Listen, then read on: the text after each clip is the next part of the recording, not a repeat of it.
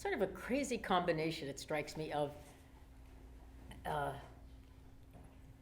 mental communication and physicality, because you have to somehow convince. And when I think of great conductors and what creates the magic, or in the case of Gustavo, when he met the Los Angeles Philharmonic, it was spontaneous combustion. It was like a love at first sight kind of thing. I think it is inspiration, but I see how you work it a different way, which is you're an amazing teacher. And one of the things that I notice is whether you're rehearsing a group of 7-year-olds who just learned the violin or the orchestra, the LA Philharmonic, you treat them with the same respect and the same approach to let's learn together. Absolutely. And it is quite remarkable to see. And it's not that it's condescending for either group, it's very involved. And so in the end, the way I like to describe it to people is you seduce the orchestra. You seduce them into believing your belief and sharing that vision. I feel good about it. Okay. That's my job. Thank you very much. But it's actually true, and that's why, when you're trying to seduce somebody, sometimes it works and sometimes it doesn't. And that's the mystery of the chemistry for the orchestra. But for conductors, you have to. Well, yeah, or else it's true, because I played in an orchestra too, and we always put the conductor down. What a stupid tempo. Oh, boy, he's clumsy. It's true. But not always. Not always.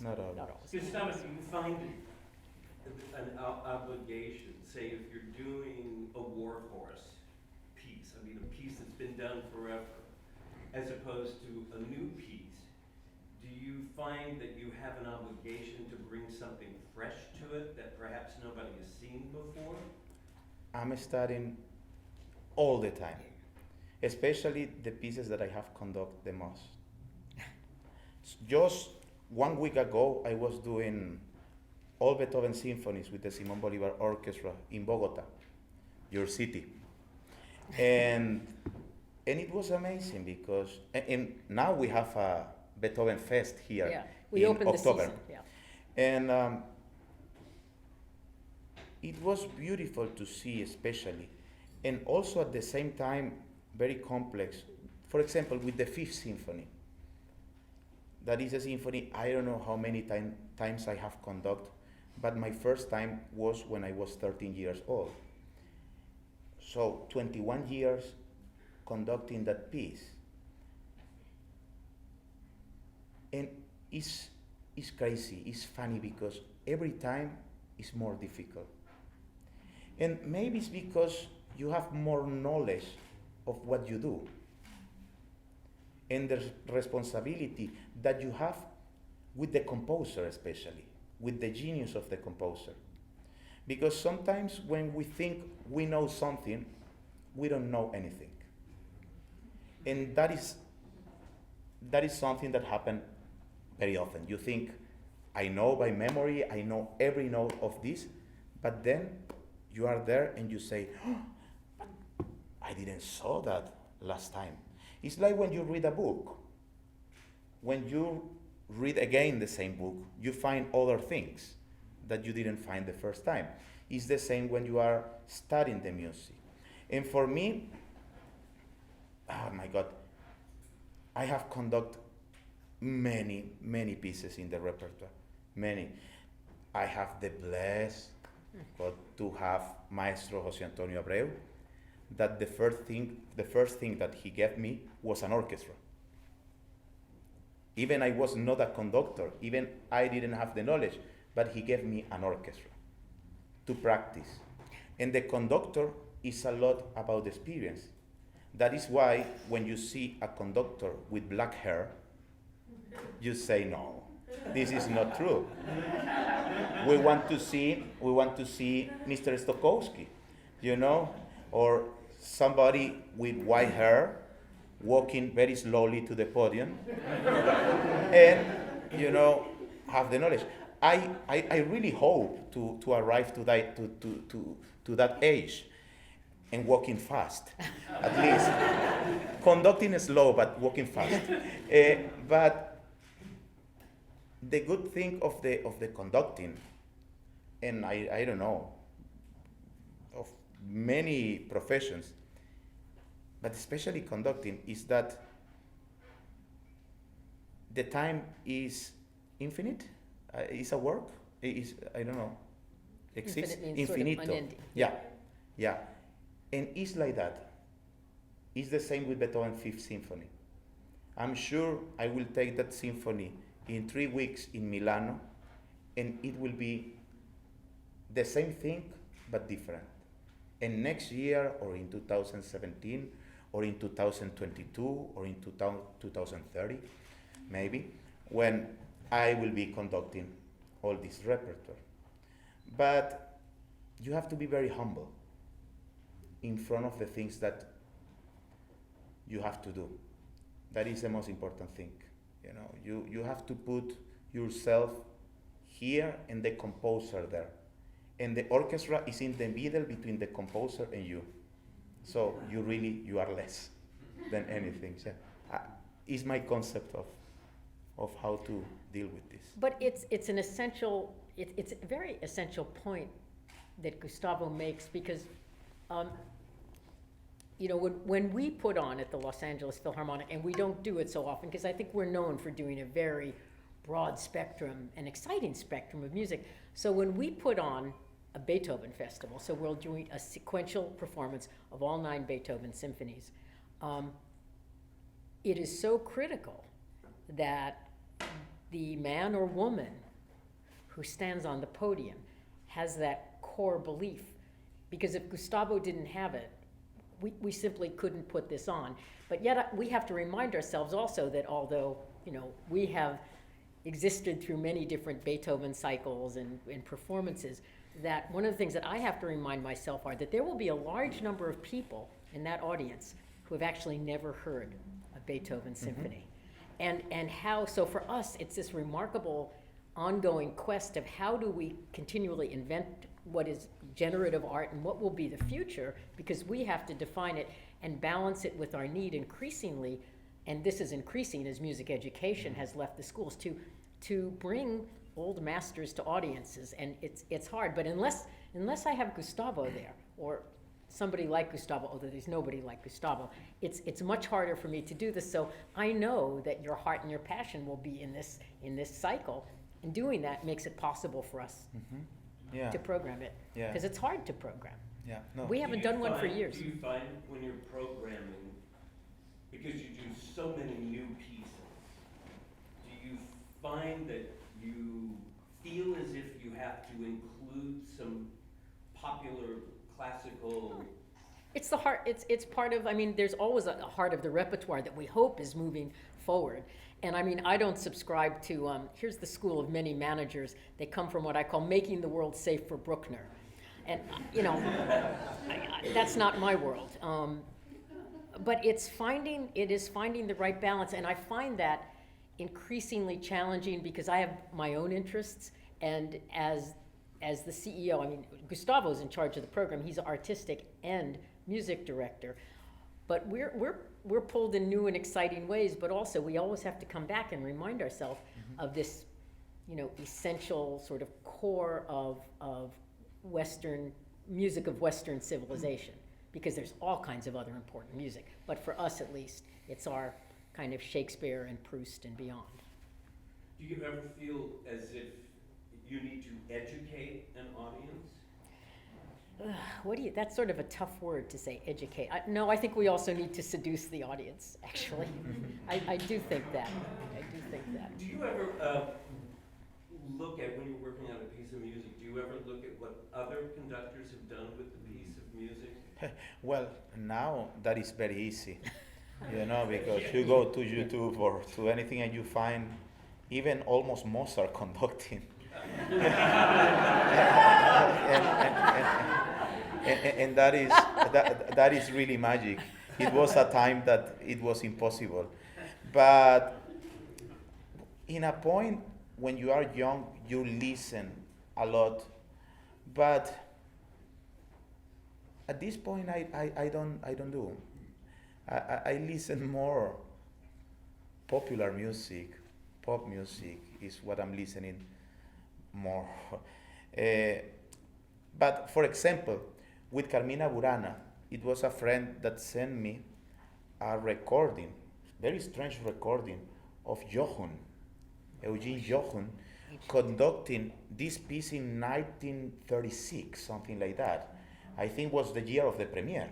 I think, if I'm not wrong, and it was amazing. It was also What was it? What were the tempi like? the tempi amazing, especially when the baritone sings.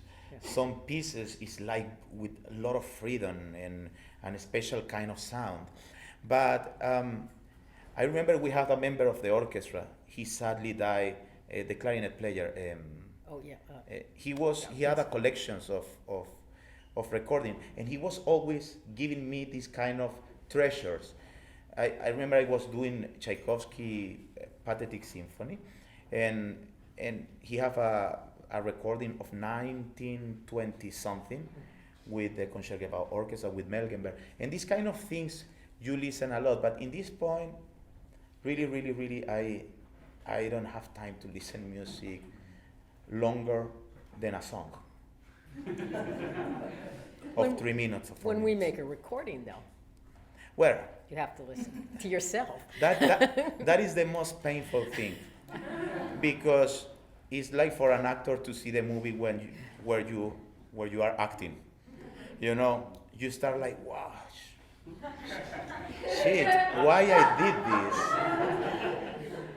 The famous F word, you know. Oh no. So I try to avoid, but sometimes I have to You do. have to. In the last, to be honest, in the last 2 years, 3 years, I say that I'm listening. I'm listening the recording, but I don't listen. So funny. We just. Mark, don't write Yeah, that. Mark, Jesus. You know, I said, but here's the funny story. We just did the world premiere of the Glass 2 Piano Concerto. Terrific piece, very complicated, with the Labecs, the two sisters who played together. Very fascinating pianists, artists who continually reinvent themselves. They've been so different in every decade. So I happened to see them after I saw you in Berlin. I happened to go have dinner with them in Paris. And so finally there's sort of this pause comes at the dinner, and they go, okay, Debra, we must ask you, what did Gustavo think of the Glass? Is it okay? And I said, well, what do you think? He said, we worry about the first movement. And I said, he did too. They worry about the first movement. Well, I remember the concerts, but I don't remember the recording. And anyway, it's funny. No, yes, You I do. listen. Friedemann played it for you. I listen. The other day, Friedemann, that Yeah. is my producer, my sound engineer. Yeah. I was in the middle of rehearsals, and he said, like, you have to sit. We have to sit. And I say, no, I'm the boss. You have to listen. No, you have to sit. And then we were sitting there, and I remember I was so tired with that jet lag, and I was listening Beethoven 9, and I said, Friedemann, look, this sounds perfect. You can use that whenever you want. Because, you know, it's not because you don't want to do. You are afraid. Because, for example, I just did Beethoven 9 in Bogota for the Beethoven cycle, of course. And it was completely different. But for me, it was the way of last week. Maybe when I'm listening the recording that is 2 months ago, maybe something different there. So that is why I love to record, but it's very difficult for us to listen to. Well, you can see, you know, many conductors, Karajan, for example, he did like 4 versions of Beethoven symphonies. The first one was with Philharmonia, then with Berlin Philharmonic, then again with Berlin Philharmonic. I don't know if he did with the Vienna Philharmonic also, then again with the Berlin Philharmonic. So all the time is changing. So yeah, we at the New York Philharmonic and here also, one of the jobs at the end of every Mahler, at the movement of every symphony, the librarian records exactly how many minutes that movement took, and at the New York Philharmonic we had all the recordings of everybody, including Bernstein. And it was amazing, the difference, and you know, in a symphony movement, a minute is an enormous amount of time. That's like an eternity. And over the years, you would see fluctuations of 1 minute in his performances of a single movement. And it was just always, Exactly. so I know what you, it's just, Because it's it's always, the moment. it's the moment. it's changing. Yeah. It's changeable. All right, I'm gonna, just out of curiosity, I think. Don't show a picture of me when I was a child, please. We have that, Do you have? No. we have the picture when you were 8 years old. A shower? All right, hold on. I'm not that technical, but I think I can do this. ViewSonic.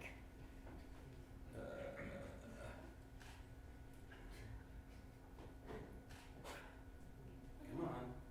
Somebody have a question? I have a question. Okay. I would love to know what is it about the orchestra and what you hope to share with people, because my experience with listening to classical music has always been like, I've been afraid and I kind of just stopped listening to it, and I was hoping to see, like, we watched a clip of you before, and it was saying you were hoping to share like this, there was some like fearful experience, but at the end there was this light joy or something at the end, and I never looked at it as an experience of a whole range of emotions. Yeah. Well, that is why sometimes our art kills the feelings that you share with people. And how I said at the beginning, I love what I do. And I will love for every musician that is in front of me to love what they are doing. I hate the word professional, because professional means in the arts routine, a routinary thing. I'm a professional. I say always, but do you remember, I ask to the orchestra all the time, do you remember when you were a child and you were in a children orchestra or in a youth orchestra, which was your goal? It was fun. It was to the interaction of every musician, that when it's magic, the people that is listening in the audience, they feel something special and magical. That is not perfection, because perfection doesn't exist. But it's really to give more than what you think you can give. And for me, that is the secret. Technically, of course, you can talk technically about things. When I was 5 years old, I remember I always tell to the young musicians, look, you have to study a lot, because I started to study music when I was 4.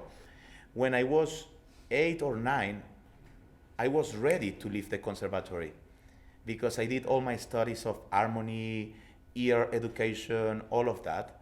But then I repeat again, because I was too small. And then we did again, and when I was 14, I finished. And then you have all of these technical things that works. You can stand in front of the orchestra, you say, this is flat, this is a little bit high, this is okay, this is not together. That is the main phrase that you say. It's not together, let's play together. It's not together, it's what you listen a lot in a rehearsal. But more than that is the moment. Is the moment. And when, for example, when you do theater, you have the only treasure that you have is time. That is passing. You cannot stop as a rehearsal. It's not a film that you can edit and put here. It's moment. And this is the thing with music. You are in front of people, you have 2 hours to share all of that. Whatever happened in the middle, if it's a mistake, you have to enjoy the mistake. And it's funny, because when you are there, it happen many things. Maybe this is not together. You know, maybe the people there, they don't know. but you know everything and you are there. And sometimes maybe in a moment, the orchestra can be lost. Your responsibility is to put them together. But it's 5 seconds. Sometimes happen in 5 seconds that you are like, oh my God, what I do. Here. And then everybody here, oh, okay. And then of course you are like, wow, this is life, you know. Moment, in a rehearsal you stop and you say, okay, let's do again. In the concert, no. So everything that happened in the live action, you have to enjoy a lot. And I think that is what I share with the orchestra. And classical music smells very old, you know, for young people. Oh, classical music. Oh, that is funeral music, or that is the music of my grandpa, or oh, this is perfect music to sleep. No, this is the kind of relations that you do with classical music. But classical music is alive all the time that you play. So if, I don't know, Beethoven wrote a symphony in 1806, for example, the music live is putting that action in 2015. So the music is becoming alive now. So that is why I say that it's infinite. It never stops. Maestro Abreu always told me it's like a river. You know, the water changes, but the place is always the same. And this kind of, things makes all of this really fun. Come to a concert of the Philharmonic, or to a rehearsal, and then you see the transformation, the change of the orchestra, and then of course you see the concert. And in the concert even happen other things that are more magical. It's very special. It's, for me, I don't know. I love classical music. We're all coming, as you recall, you invited us, so we're coming to the rehearsal tomorrow morning, and I'd love it if you talk to us about Carmina Burana and the way that you've approached it, and just out of curiosity. That is an score, no? Yeah. That is an score. Oh, you want that I explain that? Well, I just when you look at it, I mean, it's so interesting for us because I'm always thinking to myself, these are such stupid questions, but I'm always thinking, no, it's good. Do you hear the orchestra? I can hear the orchestra, and, of course. I mean, that's one page, and all of those people on the first page. That is the very famous "O Fortuna." Pam. You can see the palm at the bottom. Yeah. So what do you see? What Here is the palm. Yeah. That's actually more the middle, you're right. No, it's more than that. But you start studying music reading only one line like this, for example, And then when you are a conductor, you start to read the complete thing.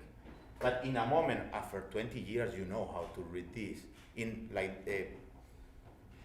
complete. But there you have flutes, oboe, English horn, clarinets, bassoon, all the instruments. Wow, it looks very big, huh? It was very difficult to scan. But music is about architecture. And it's incredible because as an architectural thing, it's mathematical. For me, I memorize everything, almost everything that I do, but it's a technical thing. It's nothing like a special talent. No. To memorize, you can memorize on a script, no? You are not acting like, not like that all the time. It will be not good. But maybe it's a new technique, I don't know. You let me know. What I was talking about? No, really. Score. You were explaining the score. The score. Okay. What about? Well, you were showing them how you, that to you. The memorize. language, Okay, good. I'm sorry. So, what I do is I structure everything. The first thing that I see, and is something in my brain, is to calculate the phrase. And then here you can see easily that you have 4 bars that will be one phrase. That means that the structure will not change programmatically in the next bars. So for the rest of the piece. So if you see that, you have oh fortuna 2, oh pran. I cannot see the text here. Ta ta ti ta ta ta ta ta ta. You have 4 bars. Then you have pam pam pam pam pam pam pam pam pam pam pam pam pam pam pam. Everything goes in 4. Then you have your brain really like a structure for that. Then you go for the details. Dynamic. The dynamic is the volume of the things. And we use Italian terms. Forte, piano, pianissimo. I love that. Mezzo forte, messo piano. It's like an Italian restaurant. And you have your structure. You have fortissimo, then you have pianissimo, then you go back because the structure all the time in every movement have a climax. So you calculate that. Then you go easily for the harmony. When you study harmony, you see the bass, and then you see the top. The middle always will work between that. And then that's it.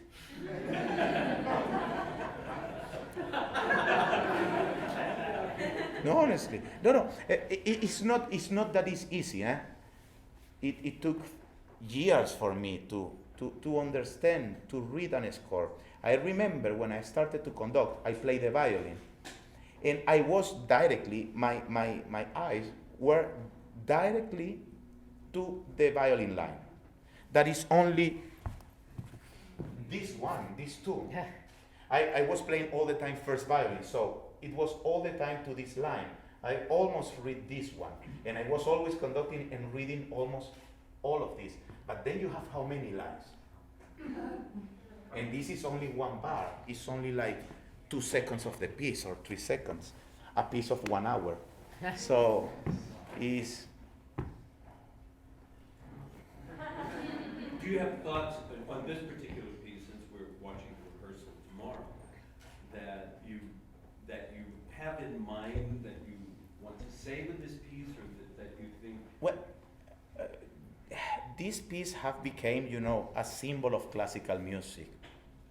I don't know in which car ads. in Car ads. Yes, exactly. Car ads all the time. And in which movie they use Every movie. every it's terror used. movie. It's ubiquitous. You have this. It's a terror moment, but this piece, pagan, Pagan. Yeah. is a pagan piece, and is a joke about the church, the religion. So it puts the fortune, love, even sex, what else, beauty, all of these kind of things in the first thing that you have to enjoy.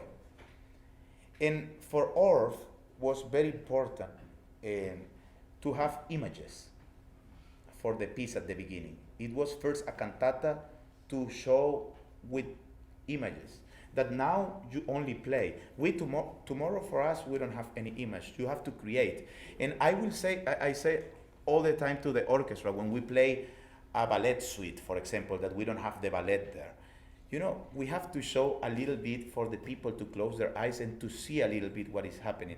But that is also, about your question, is really the magic of what happened and you can do with the orchestra that you have in front.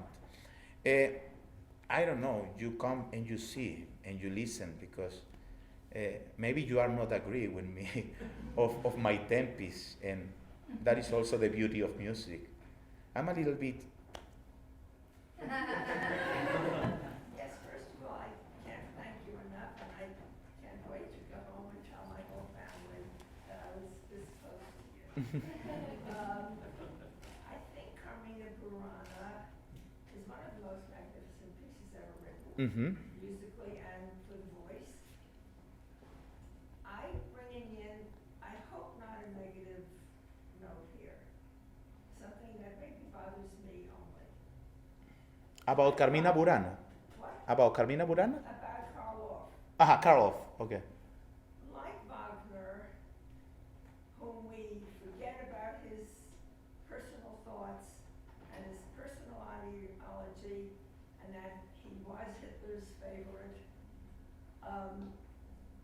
I have heard, and I hope I'm wrong, Mm-hmm.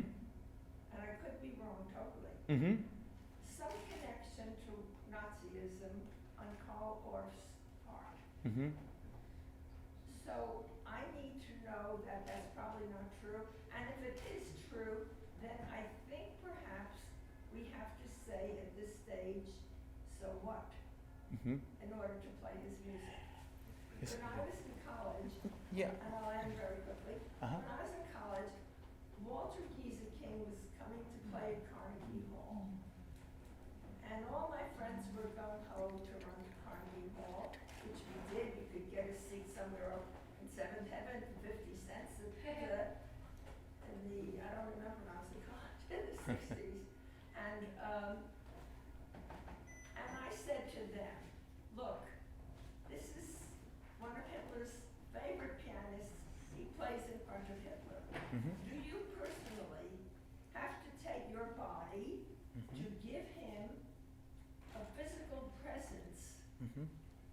or can you enjoy his music, buy his records if you want to? I wouldn't do that till he was dead. Mm-hmm. Or can you enjoy him and not give him your okay? Mm-hmm. Of course, I was in the minority, and they said I was quite crazy.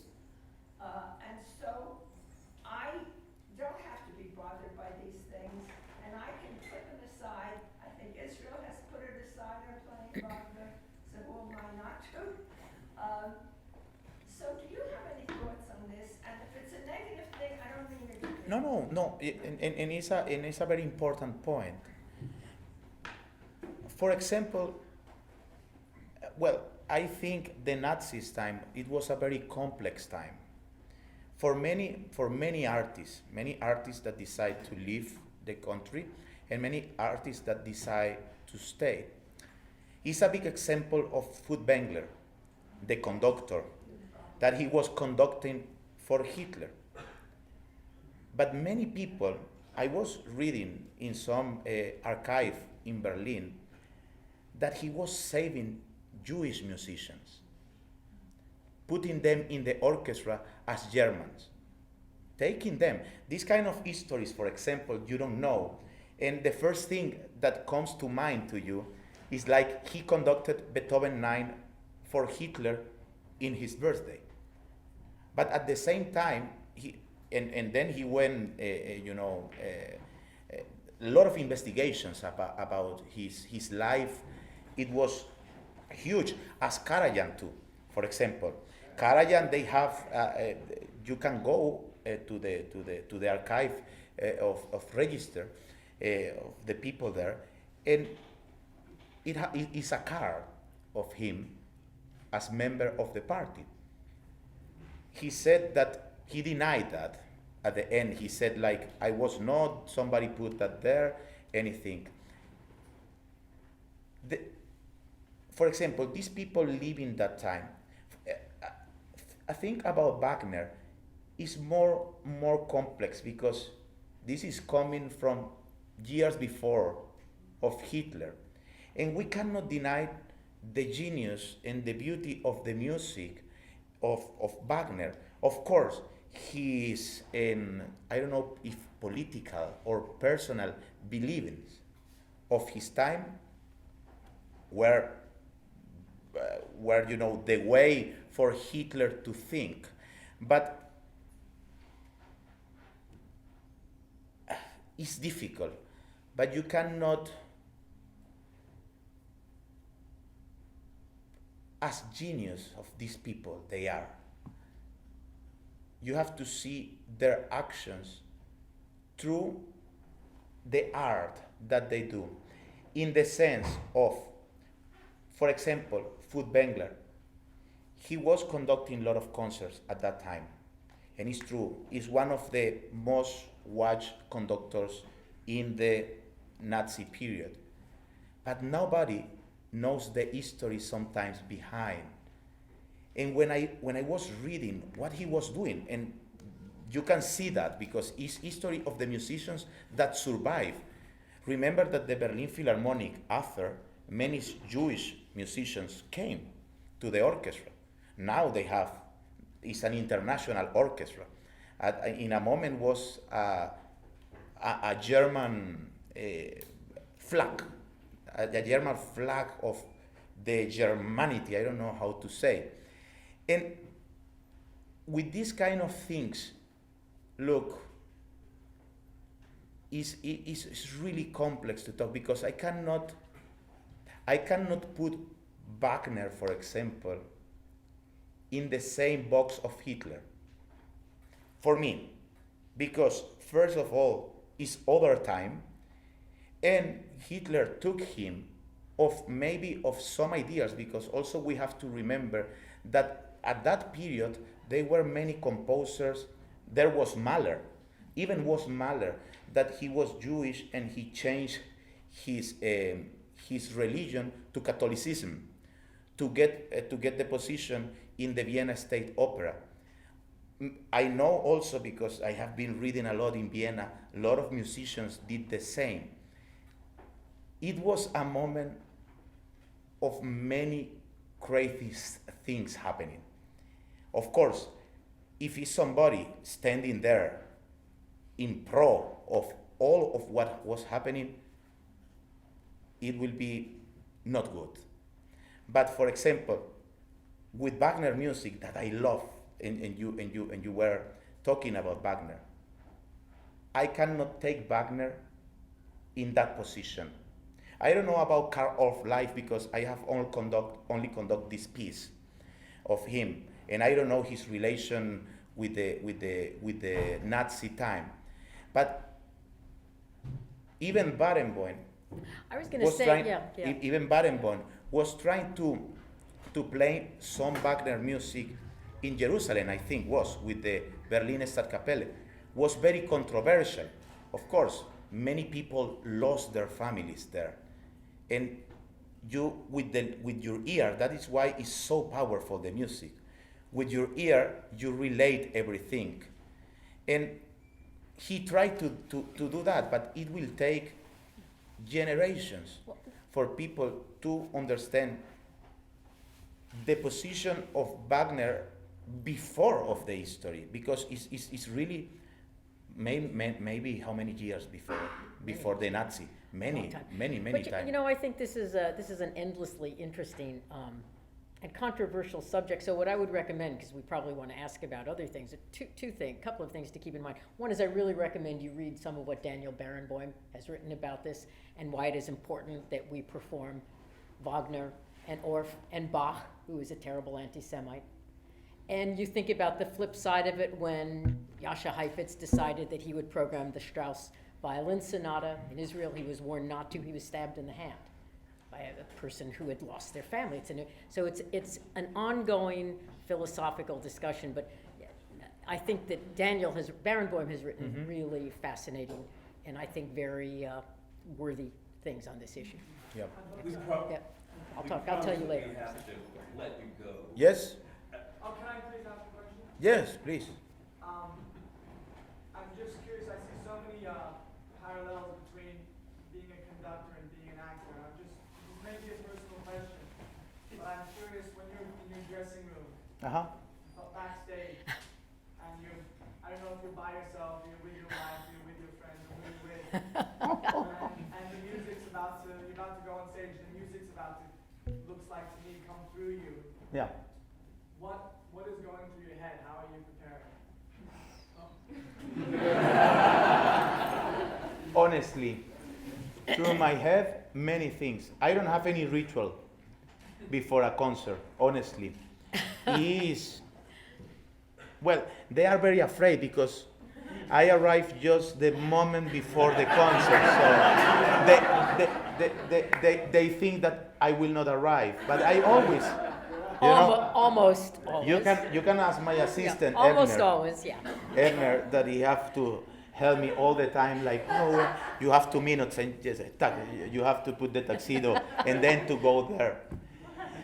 But nothing, even, look, even I listen to other music when I'm going in my car to Disney or to any concert hall. Of course, you are very concentrated the moment just before to go to the stage, but it has to be something, honestly, very natural, because people misunderstand to be nervous and to have the adrenaline up. And I feel when you are nervous, and it's my feeling, you are not sure what you are doing. And for example, for me, in front of an orchestra, if the captain is nervous, Yeah. can you imagine in a turbulent time? Yeah. In a turbulent time, if the captain is like, oh, please take, no, you have to, don't worry. There's, these kind of things. So you have to be very sure. But I promise you, I'm shaking all the time before I go to the stage. But it's adrenaline. I'm full of adrenaline, up, and I go. And what happened on the stage also is really crazy because I'm thinking in everything. And I will tell you a beautiful history. On last Saturday, I was in my country, in Venezuela, in Caracas, and I was conducting the National Children Orchestra. 250 musicians between 7 and 11 years. Yes, that is the reaction. But really, when you listen to these children playing the complete Tchaikovsky Fourth Symphony, you say like, what is happening here? And for me, my life changed completely when I became father. Because now I see the reasons of my inspiration. Maybe before, I don't know what was that. But conducting these children, it was amazing. I say, I'm old. Because when I was in front of these children, I say, wow, this is like to have 250 Martins. That is my son. No Martinis, Martins.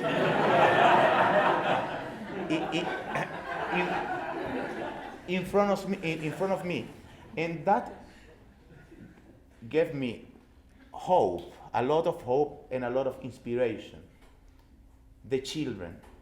Because how I talk to the orchestra all the time to remember which was the feeling, why we are doing this. Because we want to get paid? Because, a professional decision? No. I don't think any musicians, when you start to play an instrument, to study music, you are not thinking about that.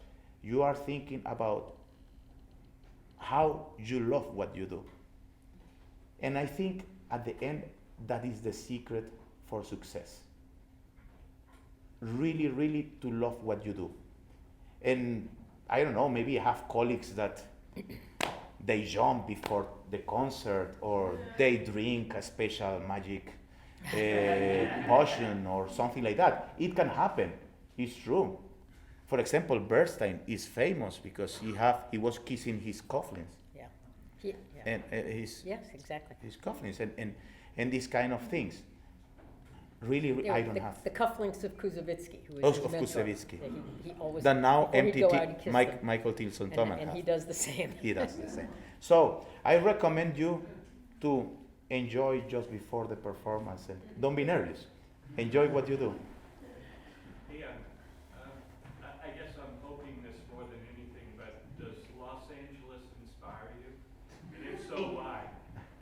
Inspire. Yeah. A lot. How does it inspire you? Well, inspire, no? Inspire. Okay. In many sense. When I came here the first time 10 years ago, honestly, I didn't like the city because I was only for 3 days and I didn't understood. I was in a hotel in Sunset and I went to the Hollywood Bowl and I said, that is all the city? You know, it was like, I didn't like. Then this lady, you know, she was a stalker.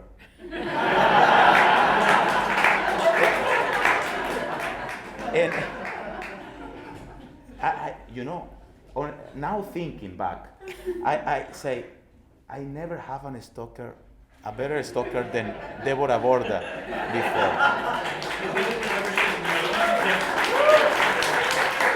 So You know what? You're the only guy I ever stalked. but I think Los Angeles is full of youth. I feel that. It's my feeling of the city. It's a city that is changing in a way all the time. Well, not in a way, in many ways. And I always say also before that this is a city of the tradition of the new things. And that really inspired me a lot. So at the first time when I signed the contract, I signed for 5 years until 2014, last year. And then next year a year later I signed until 19. So now I'm until 2022. Correct. Let's wait. And also, my son was born here. So I'm Angelino in a way. So. Question for Debra. What were the key characteristics of Gustavo the first time you watched him perform when you decided that you wanted to bring him into the company? Well, confession time. His famous American debut at the Hollywood Bowl, I wasn't there. I was on a business trip, but I arranged that, board members would have a party for him. But the very next day, I keep in very close touch with the leaders, the musicians, the artistic leaders of the orchestra. So I started getting emails and a telephone calls, basically, that said something very special just happened. So I had screwed up, I wasn't there. But then I began, we invited him back for as many dates as we could get. And then I began going around the world to see who this guy was, to discover Gustavo. And chased him around for many years and saw his development, which was quite remarkable. Because at first I'd see you in little places, and then suddenly we're at the debut at La Scala, and then we're at the debut at the Boston Symphony. That was one of my worst nights. I was sitting at Tanglewood, and Gustavo was conducting, and on the from the left-hand side of the audience at Tanglewood, I saw my friends who were from the Artistic Committee of the New York Philharmonic coming in, and from the right-hand side, I saw the Artistic Committee and my counterpart, Debra Rudder, not Borda Rudder, of the Chicago Symphony coming in, and I was sitting there in the middle. But afterwards at the party, I remember them saying, well, what do you think about the Boston Symphony? And Gustavo goes, I really like the Los Angeles Philharmonic. There's something special there. But there was something special in him that we all saw, and the Germans have a long and unpronounceable word for it, and it basically means once in 100 years. And it has to do with what we spoke about before, but it's about not just a complete musician, but a complete human being. Because it's to lead at the level that Gustavo leads the orchestra and produces art, it's more complicated. It's not technical.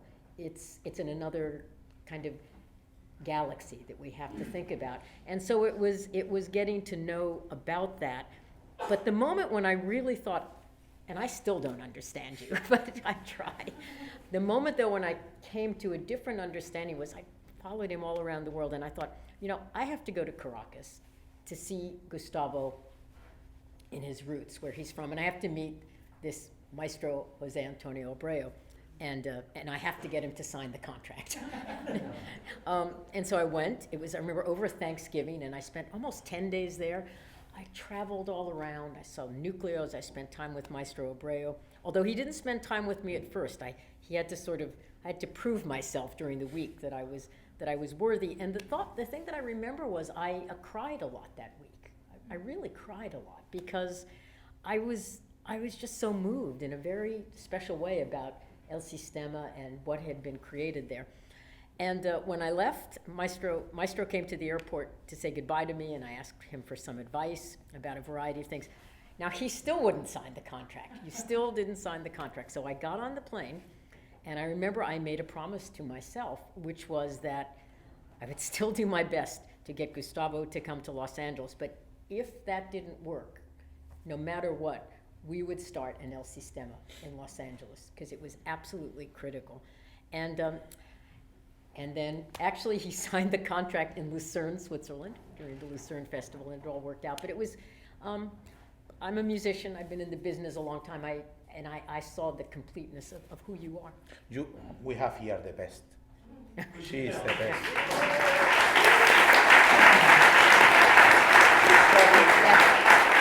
I promise you the best. They want you to, your people want you to go. You have to leave us. No more questions. Take one more They could question. go on all One more night. question. Tell us about the audition process of the musicians in the orchestra. Do you personally listen to every musician that you hire? No, we have a committee in the orchestra of musicians. They listen with a screen. You cannot see who is playing. You only listen to the sound of the instrument.